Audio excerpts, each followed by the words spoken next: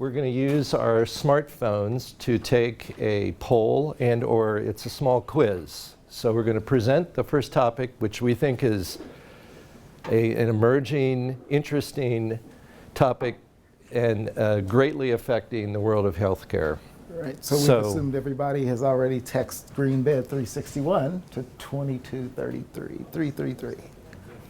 So our presentation was going to be in the form of 5 questions. We're going to ask you 5. We're going to poll the audience. We're going to get to see you live, how you answer, and then we'll go through the answers and try to give you some interesting examples of what we're trying to get across to you today. So our first question, IOT, and the questions are across the top in the blue. What is it? And you've got A, B, and C. And what are we giving them, 20 seconds? We're going to give you 15 and 20 seconds, not a lot of time, because we want to discuss the answers even more so. So I've got 14, 15, 16. Give you a couple more seconds. All right, we will show the results. 73% of you said Internet of Things. Let's see what the answer is. It is. It is the Internet of Things. So Angela, your father is in IT. He said this is so 2016. I just heard about this 2 months ago. So while researching something else, which we'll bring up later, but the Internet of Things is what we're going to go through in our questions. So let's go to question 2. Well, what it is, it's real-time data. Okay. Don't give it all away now. Everyday things. Okay. Yeah.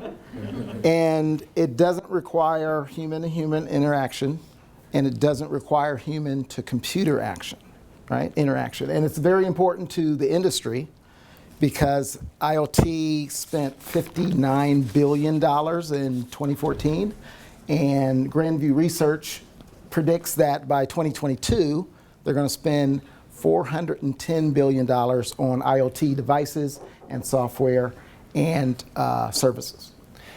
Too many clues, Dino. And I think you just made the rest of the quiz very easy. So let's see how they do. Okay. They'll be okay. Okay.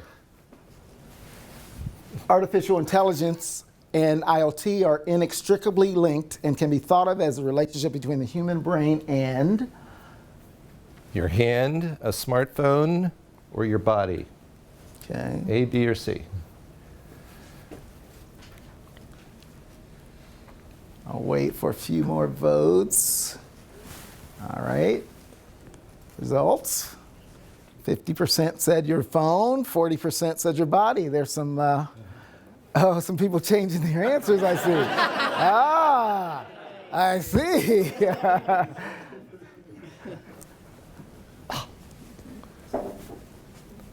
How did we do? It's about split down the middle. Oh, this is amazing. Yeah. So the answer is your body. The answer is your body. And this is an amazing analogy. The analogy is that our bodies collect sensory information, whether it's touch, feel, smell, sound. It then goes to our brain, and it then acted upon. That data is acted upon. Decisions are made by the brain, and then actions are sent back out through the body. Well, the same thing is going on with IoT. It's the Internet of Things that are the sensory devices collecting and sending. It's artificial intelligence making decisions on that data and sending it back out. A couple examples? Yeah, so IoT can't work without AI, right? So this is the Nest learning thermostat.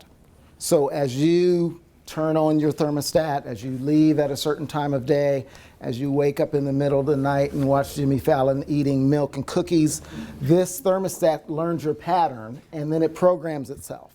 And theoretically, depending on your usage, it will also save energy. We've got the traffic light here because that's a smart traffic light or an adaptive traffic light, which actually adapts to real-time traffic. So if it's a very busy time of day, that light will be green for a longer time on a certain thoroughfare. And then at 2 o'clock in the morning, the cycle is a lot shorter. Let's go to question number 3. IoT is a simple concept. It means taking all the things in the world and connecting them to the internet. It's a pretty bold statement. Is that true or false? 15 seconds. How are we doing time-wise? All right, looks like we're going good. Okay. Results. 58 said false. And Wow. I am surprised. This is a true answer. This is true. And I know it's hard to believe all things, but that's what's happening with this technology. All the things in the world, I mean, we could talk about this for a year about what's going on. And, but we can categorize all the things into 4 different categories, which simplifies it a bit. First of all, we could say consumer goods. An example, a Fitbit. We talked about telehealth.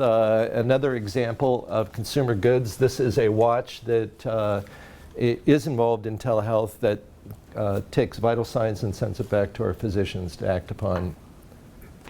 The next category is commercial.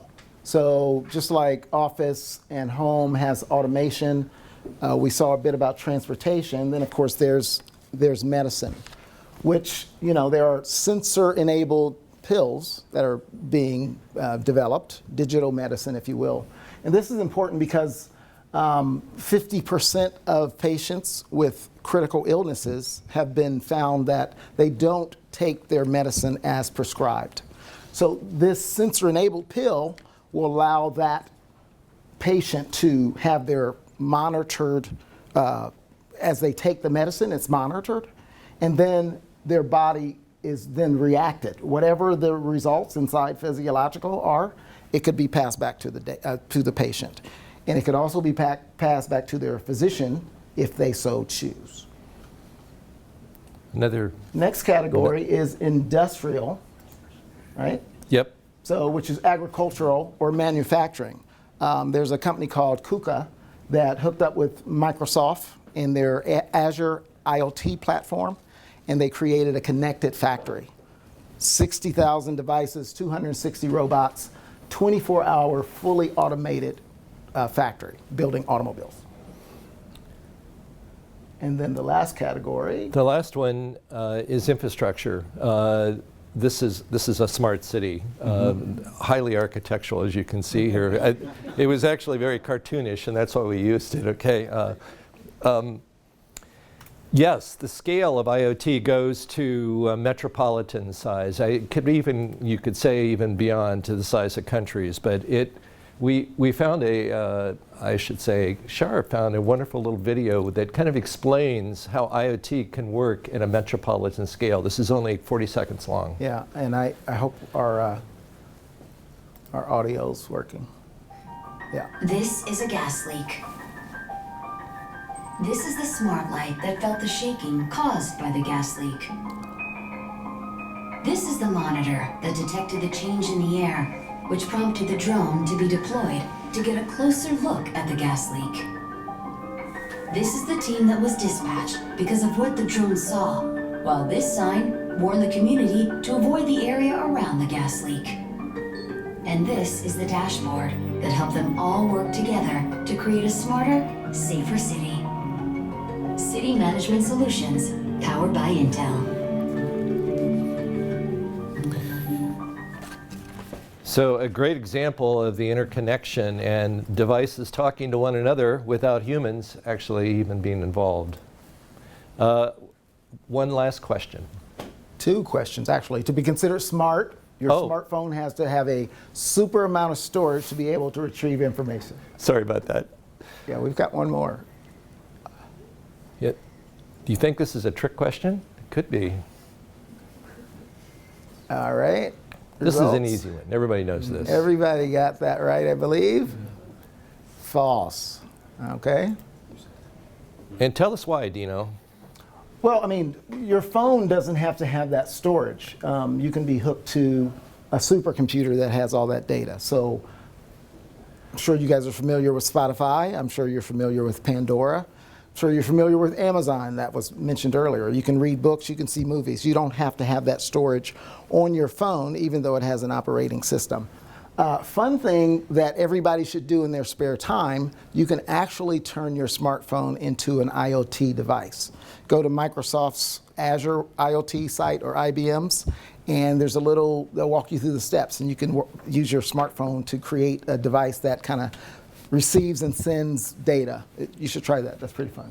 All right, one last question, and we're going to try to home back into healthcare a bit with this one. The question is, GPS-like navigation systems are now just being used in improving hospital wayfinding. This is an example of IoT. True or false? All right. Results. Yes. Everybody got Very good. Whoa, there's a false in there. Right. All right, so this is an interesting one for us.